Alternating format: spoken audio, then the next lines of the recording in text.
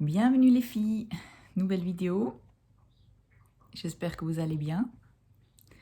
La semaine passée, on a parlé du cadeau, de l'enfant qui est un cadeau.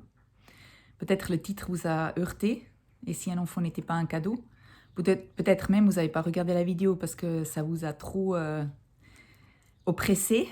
Alors, allez voir parce que je dis rien de méchant. Un enfant est une merveille. Mais ce n'est pas forcément que c'est un cadeau. Hein, c'est une croyance que nous avons que l'enfant est un cadeau et que nous devons le mériter. Et cette croyance nous pose vraiment des problèmes. On se rend compte, enfin moi en tout cas je me rends compte dans mes séances, quand j'ai des clientes qui me viennent et qui me disent « Mais pourquoi, Jacqueline, j'ai été aussi bien dans ma vie avant? J'étais vraiment une femme épanouie, j'ai plein d'hobbies. » On entend toujours ces femmes qui sont vides, comme moi je l'étais, j'avais besoin de mon enfant pour me combler. Moi, j'ai des femmes, elles ne sont pas du tout dans ce cas de figure. Elles sont vraiment bien dans leur vie, avec leur mari, leurs amis, leur boulot. Mais elles se rendent compte que depuis ces derniers temps, depuis qu'ils désirent un enfant et depuis que cet enfant ne vient pas, qu'elles sont vraiment soumises à une spirale et elles subissent une baisse de morale, une baisse d'énergie et qu'elles ne comprennent pas pourquoi. Alors maintenant, pour moi, c'est extrêmement bénéfique de comprendre pourquoi on souffre. Même si parfois, on doit regarder que cette souffrance vient d'une croyance que nous avons et que nous avons donc une certaine responsabilité dans cette souffrance. Mais pour moi, c'est intéressant parce que si on voit qu'est-ce qui se passe, si on voit les mécanismes que nous mettons en place, on peut soit se dire « Ok, je sais maintenant comment j'agis, je sais pourquoi je ressens ce que je ressens », ou on peut même instaurer d'autres mécanismes.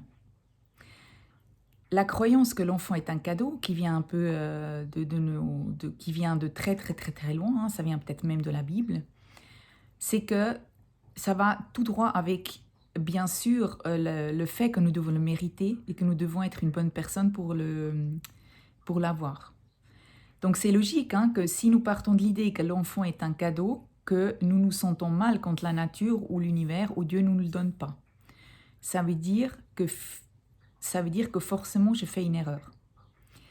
Quand je suis dans cette spirale, je fais une erreur, l'énergie va de plus en plus sortir de mon corps parce que chaque fois que j'ai des règles ou chaque fois que j'ai un échec, je vais le prendre personnellement.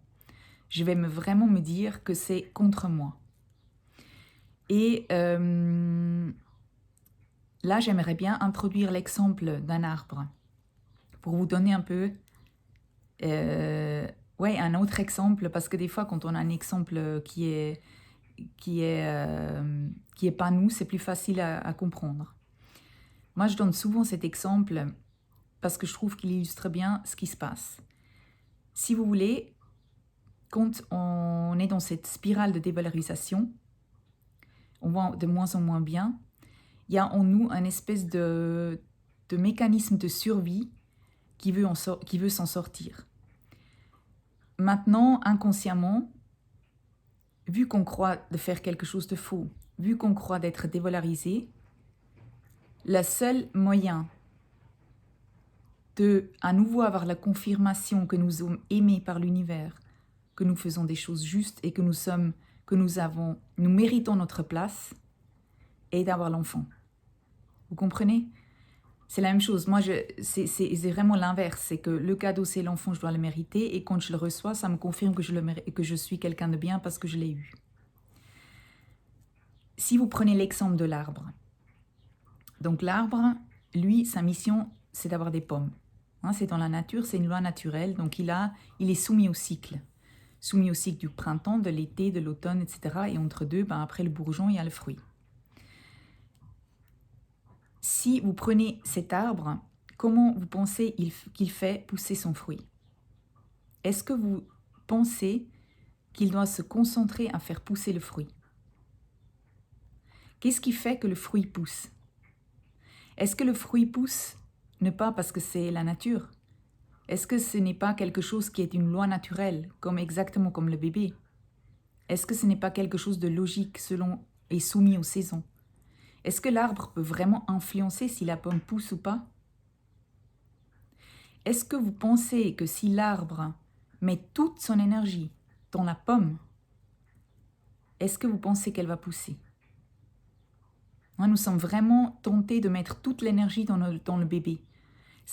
En fait, c'est vraiment énergétique. C'est que on sort de notre corps et on met toute l'énergie, tout ce que nous avons, tous nos efforts, toute notre façon de contrôler, tout, nous le mettons dans le bébé et on espère qu'il va venir. Mais avec cette action, qu'est-ce qu'on fait? On sort de l'énergie de notre corps. Comme un arbre qui n'est plus dans son tronc, qui n'est plus dans ses racines, il est que dans la pomme.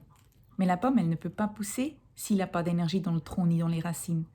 Parce que la pomme, elle pousse, parce que les racines puisent l'énergie de la terre, les fait monter dans le tronc, et automatiquement, si l'arbre alimente bien toute son énergie jusqu'au bout des branches, jusqu'au bout des feuilles, jusqu'au bout des bourgeons, c'est là où la pomme peut pousser. Bien sûr, après, il faut l'abeille, etc., etc. Mais c'est juste une image. Imaginez un arbre qui n'a plus du tout d'énergie dans le tronc, qui est vide, qui n'a plus d'énergie dans la racine. Ben, il meurt. Et c'est un peu ce qui illustre bien ce qui se passe avec nous quand on est dans cette spirale où on subit complètement, on est complètement soumis à cette croyance que nous devons faire pousser notre bébé avec toute l'énergie que nous avons à disposition pour nous confirmer que nous sommes une bonne personne. Donc, il faut s'arrêter, il faut mettre les choses à plat, il faut reconnaître que nous avons cette croyance-là, que nous avons finalement nous-mêmes maintenu une croyance debout que nous ne sommes pas une bonne personne. Moi, j'ai vraiment mis 3 ans de mes 50 désirs d'enfant, j'ai mis 3 ans à me dévaloriser, à sortir de mon corps finalement, à sortir, à valoriser mon bébé, à essayer de le faire venir. Et j'ai mis les derniers 2 ans à revenir dans mon corps, à revenir dans mes énergies et à me nourrir moi-même. Hein, ça veut dire soit on nourrit le bébé, soit on nourrit nous.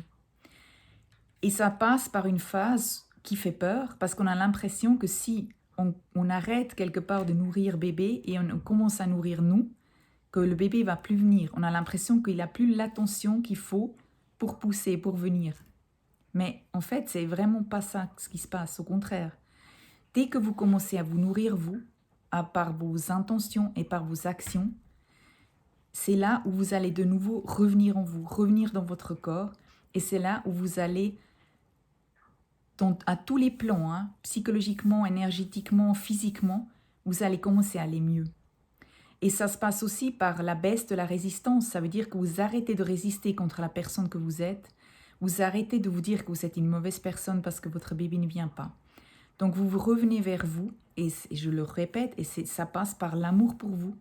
Parce que quand vous vous acceptez comme vous êtes, mais vraiment comme vous êtes, pas seulement les côtés que vous aimez, tous les côtés, si vous commencez à vous prendre tel que vous êtes, c'est là où vous allez revenir avec votre énergie dans votre corps. Et vous allez revenir et vous allez vous reconcentrer sur ce qui est important, ça veut dire vous, votre détente, votre épanouissement. Et bébé, là, il peut venir dans votre corps parce que vous y êtes.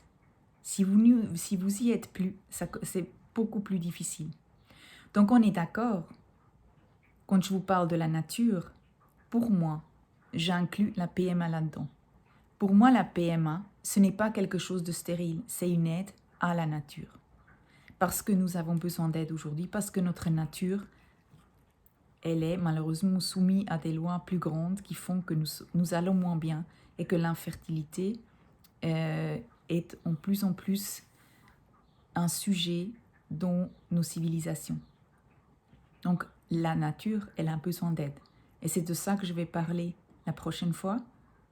Finalement, quand on dit « j'accepte la PMA », est-ce que vraiment toutes les parties de notre corps ont accepté le fait de passer par la PMA, ou est-ce qu'il y a encore des résistances inconscientes?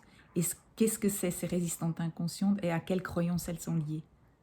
C'est très intéressant, et puis depuis que je l'ai découvert, je peux aller encore plus loin dans l'acceptation avec mes clientes de ce moyen de conception. Et finalement, ça aide à se détendre pour permettre à la vie de nous rejoindre. Je vous souhaite une belle journée et à la semaine prochaine. Tout bon pour vous, prenez soin de vous. Et aimez-vous, hein, vous avez compris. Au revoir.